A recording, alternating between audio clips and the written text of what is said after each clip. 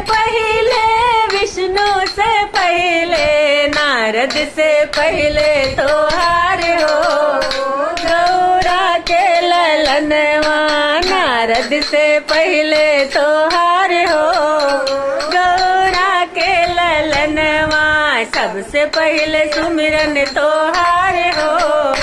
गौरा के ललनवा सबसे पहले सुमिरन तोहार हो। गौरा के ललनवा वेद से पहले, पुराण से पहले, वेद से पहले, पुराण से पहले, गीता से भी पहले तोहार हो।